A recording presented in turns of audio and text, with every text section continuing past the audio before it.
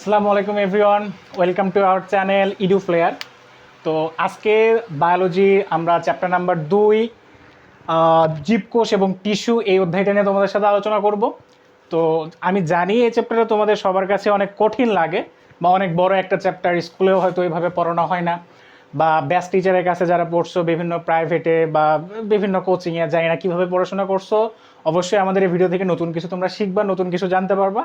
তো আমরা ফার্স্টে এই চ্যাপ্টারটা শুরু করার আগে এই চ্যাপ্টার থেকে কি কি পড়বো এবং কোন জায়গা থেকে সব থেকে বেশি বোর্ডে কোশ্চেন আসে, কোন জায়গা থেকে আমাদেরকে বেশি গুরুত্ব দিয়ে পড়তে হবে, আমরা এই বিষয়গুলো নিয়ে আলোচনা করব। ঠিক আছে, তাহলে চলো শুরু করি আমাদের চ্যাপ্টারের শুরুতে কনসেপ্ট ম্যাপ নিয়ে। তো দেখতেই পাচ্ছ যে এই চ্যাপ্টারে শুধুমাত্র 5টা টপিক নিয়ে আলোচনা করা হয়েছে, অনলি 5 টপিকস।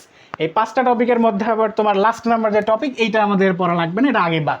তাহলে আমাদের আলোচ্য বিষয় হচ্ছে 4টা টপিক। আরও মজার বিষয় হচ্ছে এই 4টা টপিকের মধ্যে থেকে অনলি 2টা টপিক থেকে আমাদের এখন পর্যন্ত বোর্ডে প্রশ্ন হয়েছে এবং প্রত্যেক বছর হয়, ভবিষ্যতে ইনশাল্লাহ এখান থেকে প্রশ্ন হবে। তো 2টা টপিক কী কী? এই যে উদ্ভিদ ও প্রাণীর কোষের বিভিন্ন অঙ্গাণু, এই টপিক।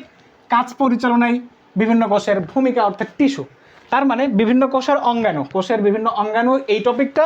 এবং উদ্ভিদের কাজ পরিচালনায় বিভিন্ন কোষের ভূমিকা অর্থাৎ টিস্যু, উদ্ভিদ টিস্যু, প্রাণী টিস্যু, এই জায়গা থেকে বোর্ড পরীক্ষায় গ এবং ঘ মার্কের প্রশ্ন আসে।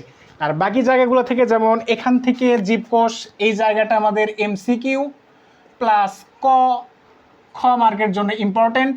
এটা তো বলেই দিলাম যে আমাদের এই টপিকটা ঘ এর জন্য ইম্পর্টেন্ট, এইটা হচ্ছে ঘ মার্কের জন্য ইম্পর্টেন্ট।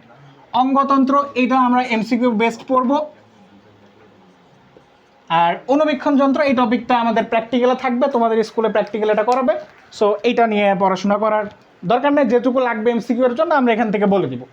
ঠিক আছে, তো এই হচ্ছে তোমার ফুল চ্যাপ্টারের ওভারভিউ।